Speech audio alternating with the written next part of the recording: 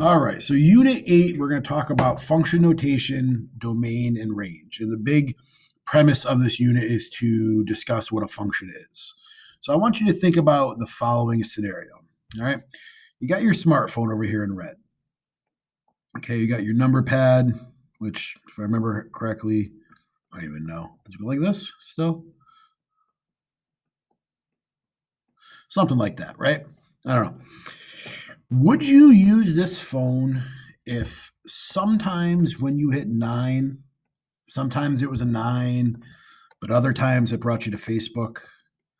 Would you use this phone if sometimes you went to go, call, God forbid, let's say you had an emergency and you wanted to call 911, God forbid, but instead of taking you to the emergency dispatch, it took you to your calculator? Is this a good phone? I think the clear answer is no. Okay. And the reason for it is it doesn't act as a function. A function is a relation between two sets, x and y, in which each element of x is matched to one and only one element of y.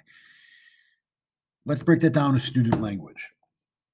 A function is something so that anytime you input something, such as dialing a 9 or a 1, it does the same output every single time. Okay. We wouldn't rely on technology if sometimes when we hit the X button, it jumped on a video game, but other times it turned off the PlayStation. We'd be like, this is a piece of junk. We don't want it. Okay. So each X must have one Y. That's the premise of what a function is.